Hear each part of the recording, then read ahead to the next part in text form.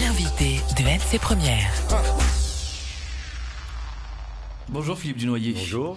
Le premier des enjeux, c'est préserver la paix pour vous, c'est trouver une sortie apaisée de l'accord de Nouméa. Cette volonté affichée depuis des mois, est-ce qu'elle s'est étoffée à la rencontre de la population ? Oui, elle s'est renforcée au fur et à mesure de l'exposition du projet. C'est-à-dire que nous avons maintenant plusieurs semaines de campagne, plusieurs dizaines de meetings, de réunions. Et la population partage, en tout cas celle qu'on a pu rencontrer, la préoccupation qui est la nôtre, à savoir de préparer en amont de ce référendum qui est connu, la question est connue, la date est connue, de préparer un environnement qui soit pacifié, c'est-à-dire qui permette d'éviter des déceptions ou des humiliations à la sortie de la question, notamment de la part des indépendantistes, puisque on le sait, une majorité d'électeurs calédoniens sont de sensibilité non indépendantiste. Tout le monde doit sortir la tête haute. Et tout le monde doit sortir la tête haute. On dit souvent sortir par le haut de l'accord de Nouméa. Pour ça, donc, ce projet politique retrouve un écho systématiquement dans la population quand on peut l'expliquer et quand on peut finalement s'intéresser à l'essentiel, c'est-à-dire préserver notre environnement pacifié. Quand on voit les attentats en Grande-Bretagne récemment, est-ce que l'on peut dire que la paix, c'est encore quelque chose de fragile ? Ah, mais malheureusement, oui. Alors, sans aller jusqu'à ces terribles attentats qui se multiplient encore, notamment en Angleterre, on sait ici, pour en être préservé bien sûr, que dans une autre mesure, on a un environnement qui est fragile. La paix n'est jamais une garantie. La paix n'est jamais garantie, il faut travailler, il faut la protéger, c'est un trésor, c'est un acquis. Et ne pas considérer que cet héritage qui nous a été légué par les deux hommes qui se sont serrés la main en 1988 soit un héritage dont on puisse bénéficier jusqu'à la fin des temps. Au contraire, cet événement institutionnel que constitue le référendum est un point d'étape. Il faut qu'on franchisse cette étape tous ensemble et qu'on puisse continuer de progresser. Et pourtant, les mots fusent. On a entendu chef de guerre, on entend de l'autre côté chef de paix. Oui. Est-ce que les loyalistes n'ont pas l'obligation aujourd'hui de se rassembler ? Ah oui, mais là, en l'occurrence, les termes de chef de guerre sont labellisés. Ils ont été assumés. D'abord, ils ont été écrits. Je pense notamment à Madame Baquet, ce qu'il a écrit dans son livre. Ils ont été assumés par Monsieur Martine, dont elle se revendique aussi de la même paternité ou de la même aspiration. Et bon, c'est un choix. Moi, je n'ai pas du tout le même choix. On fait un choix, au contraire, face à ces perspectives de chef de guerre, de chef de paix. Effectivement, il faudra bien que tout le monde, en tout cas tous ceux qui le veulent, indépendantistes et non indépendantistes, nous rejoignent autour de cette aspiration qui est la nôtre de travailler ensemble, d'acter en commun et de nous rassembler sur l'essentiel dans le socle de la communauté de destin. C'est le projet, vous savez, que nous portons. Ceux qui viendront seront bien sûr tous les bienvenus, et puis ceux qui estimeront que non, il faut au contraire aller au référendum tout simplement en considérant que l'arithmétique électorale est une solution politique, bien ceux-là se seront exclus d'eux-mêmes. Calédonie Ensemble se veut rassembleur autour de ce projet commun, mais c'est vrai qu'on se demande est-ce que ce sera possible avec toutes ces divergences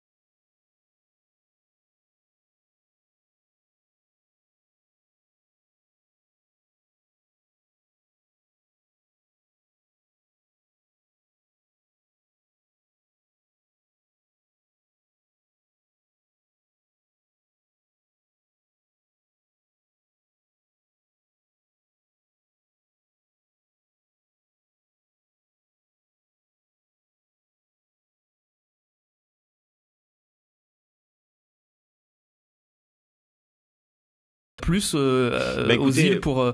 Ah oui, si, bien sûr, on a plus de questions. Je dirais que c'est plutôt comme ça que ça se formule. Les différences sont là-dessus plus marquées, plus de questionnements, mais en même temps, j'ai remarqué des questionnements assez forts par rapport à la vie concrète de la part des électeurs que nous avons rencontrés aux îles, notamment des électeurs indépendantistes qui se demandent ouvertement de quoi serait fait la Nouvelle-Calédonie si elle devenait indépendante. Donc là-dessus, on se rejoint, puisque vous savez que pour nous, il faut un avenir dans la France, parce que c'est la France qui nous assure un niveau de développement économique comme celui que l'on connaît aujourd'hui. C'est la France qui nous protège des agresseurs extérieurs et puis qui nous permet d'assurer des compétences régaliennes de bonne manière.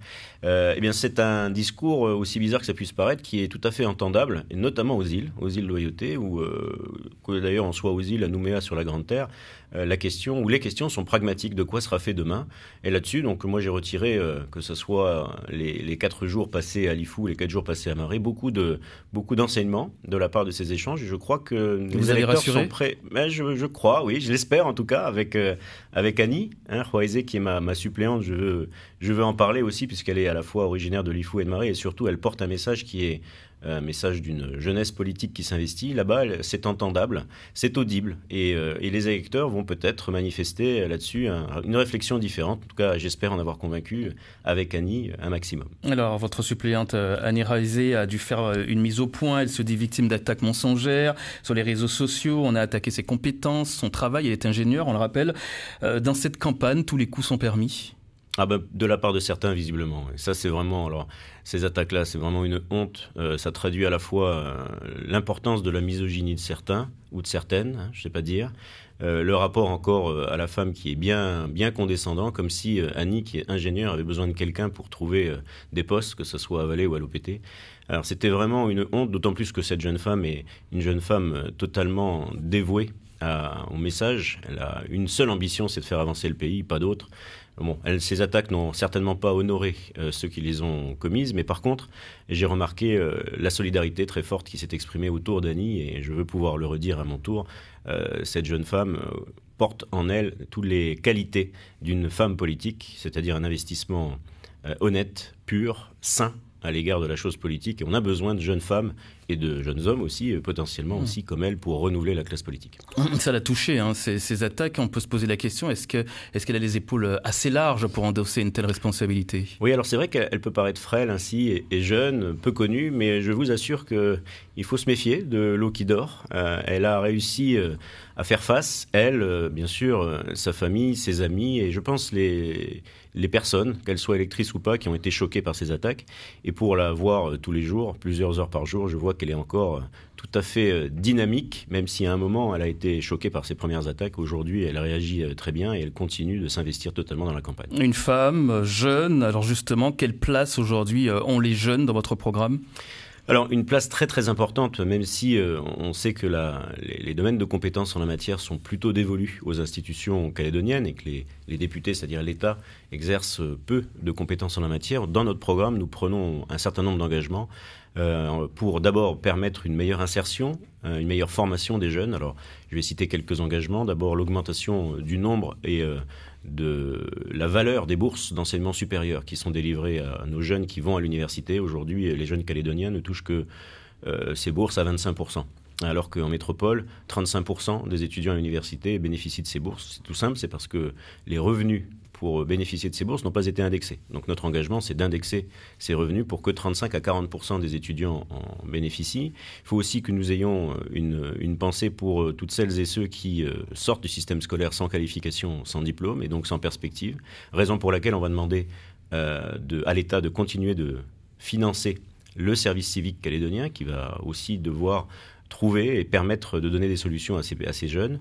On va proposer aussi de créer des places ou des établissements au RSMA, 150 places, qui, dans un établissement dit public d'insertion de la défense, offriront à des jeunes qui ont un peu plus de difficultés, là aussi, une faculté d'insertion. La question, en fait, elle est très importante et la réponse, en gros, elle est simple. Nous devons tous nous mobiliser, tous, que ce soit bien sûr ici ou à l'échelle nationale, pour faire en sorte que tous nos jeunes trouvent une perspective. Philippe Dunoyer, candidat calédonien ensemble dans la première circonscription.